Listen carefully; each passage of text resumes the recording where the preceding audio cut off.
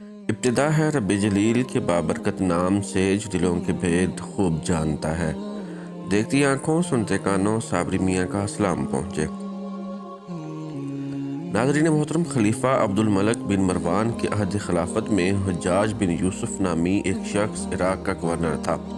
آپ اسے محمد بن قاسم کے چچا یا سسر کی نسبت سے بھی جانتے ہیں اور ایک ظالم و جابر حکمران کے حوالے سے بھی جانتے ہیں۔ یہی وہ شخص تھا جس نے حضرت عبداللہ بن زبیر رضی اللہ تعالیٰ عنہ کو بے دردی سے قتل کرنے کے بعد ان کی لاش کو 3 دن تک سولی پر لٹکائے رکھا، جبکہ اسی جنگ میں حجاج نے خانہ کعبہ پر سنگ باری کی اور عمارت کو نقصان پہنچایا۔ اس کے علاوہ ہزاروں معصوم لوگوں کو سخت ایذائیں دینا اور صحابہ کرام کی بے حرمتی کرنا اس کے سنگین جرائم میں شامل ہے۔ حجاج کی موت کے بعد جب قیدیوں میں شمار کیا گیا تو اس میں 1,20,000 مرد اور 20,000 عورتیں تھیں، اور ان میں 4,000 ایسی عورتیں تھیں جن کے جسم پر لباس نہیں تھا، اور یہ قیدی ایک ہی چار دیواری میں قید تھے۔ قید خانہ کی چھت نہیں تھی۔ جب کوئی قیدی گرمی سے بچنے کے لیے اپنے ہاتھ سے اپنے چہرے کا سایہ بناتا تو زندان کے سپاہی اس کو پتھر مارتے تھے۔ انہیں جو کی روٹی میں ریت ملا کر کھانا دیا جاتا اور پینے کے لیے کڑوا پانی دیا جاتا۔ حجاج لعین بے گناہ افراد اور بالخصوص سادات کا خون بہانے کو اعزاز سمجھتا تھا۔ ایک مرتبہ اس ملعون نے روزہ رکھنا چاہا تو نوکروں کو حکم دیا کہ اس کے لیے من پسند سحری اور افطاری کا انتظام کیا جائے۔ چنانچہ اشارہ فہم نوکروں نے اس کے لیے ایسی روٹیاں تیار کی جنہیں سادات کے خون سے گوندا گیا تھا۔ اس لعین نے اسی روٹی سے سحری و افطاری کی۔ ملعون کو اس بات کا ہمیشہ دکھ رہتا تھا کہ وہ کربلا میں موجود نہ تھا، ورنہ وہ شمر سے بھی بڑھ کر ظلم کرتا۔ حجاج نے کوفہ و بصرہ کے درمیان شہر و صد کی بنیاد رکھی، جہاں وہ 9 ماہ سے زیادہ قیام نہ کر سکا اور 53 سال کی عمر میں مر گیا۔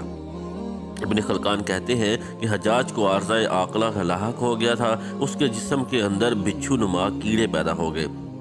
ایک طبیب کو بلایا گیا تو اس نے گوشت کا ایک ٹکڑا ریشم کی رسی کے ساتھ باندھا اور حجاج کو کہا وہ اس گوشت کے ٹکڑے کو نگل لے۔ حجاج نے گوشت کا ٹکڑا نگلا اور کچھ دیر بعد ریشم کی ڈور سے اس ٹکڑے کو کھینچا تو اس ٹکڑے پر بہت سارے کیڑے چمٹے ہوئے تھے۔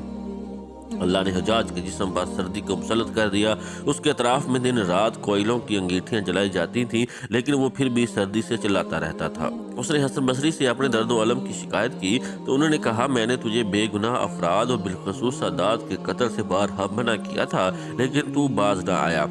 آج تو اسی کا خمیازہ بھگت رہا ہے۔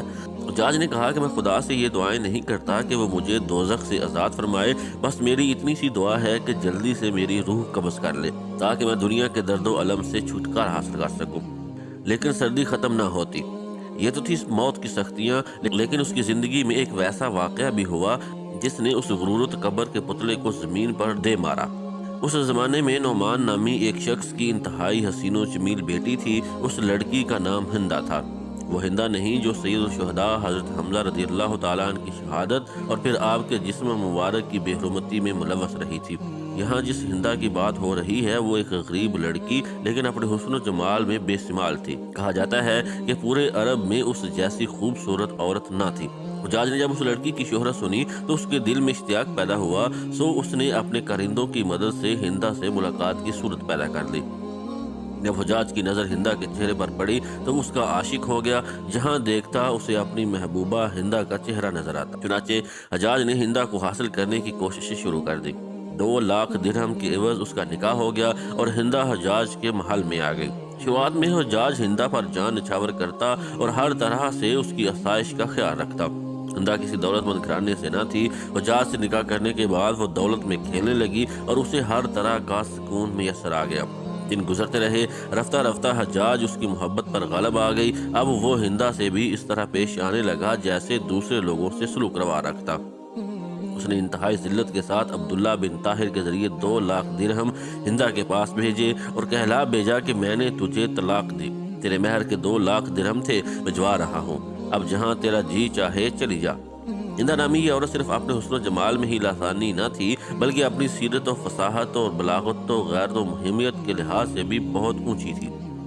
جب اس نے عبداللہ بن طاہر کی زبانی یہ پیغام سنا تو فوراً بول اٹھی، اے قاصد، تیری زبان مبارک ہو، تو نے مجھے بڑی جاں فضا خوشخبری سنائی۔ میری خوش قسمتی اس سے زیادہ کیا ہو سکتی ہے کہ میں نے ایک بد مزاج اور خون خوار انسان کی قید سے رہائی پائی۔ یہ 2 لاکھ درہم جو اس نے میرے لیے بھیجے ہیں، اس خوشخبری سنانے کے عوض میں تجھے بخشتی ہوں۔ یہ میری طرف سے تیرا انعام ہے۔ طلاق کے بعد ہندا اس محل کو چھوڑ کر اپنے عام سے گھر چلی گئی۔ قسمت کا کرنا ایسا ہوا کہ کچھ دن بعد خلیفہ عبد الملک بن مروان نے اسے نکاح کا پیغام بھیجا، جس پر ہندا نے انکار کر دیا۔ جب خلیفہ نے اصرار کیا تو بالآخر وہ رضامند ہو گئی، لیکن ساتھ میں ایک شرط بھی پیش کی کہ ہمارا نکاح اس صورت میں ہو سکتا ہے کہ میں اپنے مکان سے جس محمل میں سوار ہو کر آپ کے محل تک آؤں، اس کا ساربان حجاج بن یوسف ہو۔ خلیفہ نے یہ شرط قبول کر دی اور اسی خط کی پچھلی جانب لکھ بھیجا کہ حجاج حاکم کوفہ اس حکم کی تعمیل کرے۔ حجاج نے جب یہ رکا پڑھا تو وہ دم بخود رہ گیا، مگر اس کی کیا مجال تھی جو خلیفہ کے حکم کی سرتابی کرتا۔ ناچار وہ وہاں سے روانہ ہو کر ہندا کے مکان پر آیا۔ ہندا اور اس کی سہیلیاں جب اپنے اپنے محمل میں تھیں تو حجاج اپنی پوری پوشاک کے ساتھ ہندا کے محمل کے قریب آیا اور سبانوں کی طرح اونٹ کی مہار پکڑ کر پیدل چلنے لگا۔ ہندا کے ملازم اور اس کی سہیلیاں تمام راستہ اس سے چھیڑتے رہے، مگر وہ خاموش چلا جا رہا تھا۔ جب شاہی محل کے قریب آیا تو ہندا نے اپنی سواری پر سے ایک سونے کا سکہ قصدن پھینک دیا، ساتھ ہی حجاج کو آواز دی، اے ساربان، ہمارا ایک چاندی کا سکہ زمین پر گر گیا ہے، اسے اٹھا دو۔ حجاج نے مہار روک لی اور سکہ اٹھایا تو وہ چاندی کا سکہ نہیں بلکہ سونے کا سکہ تھا۔ بولا، حضور، یہاں چاندی نہیں بلکہ سونے کا سکہ ہے۔ ہندا نے اس کے ہاتھ سے وہ سکہ لیا اور اپنی سہیلی سے کہنے لگی، یہ میری قسمت ہے کہ میرے ہاتھ سے چاندی کا سکہ گرا، لیکن بعد میں وہی سکہ سونے کا بن گیا۔ حجاج یہ بات سن کر بہت خفیف ہوا، مگر خلیفہ کی بیوی کے سامنے دم مارنے کی جرت نہ کر سکتا تھا۔ کہتے ہیں ایک عورت نے ذلیل ہونے کا دکھ حجاج بن یوسف کو اس کی ساری زندگی ستاتا رہا۔ ہماری دعا ہے کہ اللہ پاک ہمیں ظلم سے بچائے اور لوگوں کے ساتھ حسن سلوک سے پیش آنے کی توفیق عطا فرمائے۔ آمین یا رب العالمین۔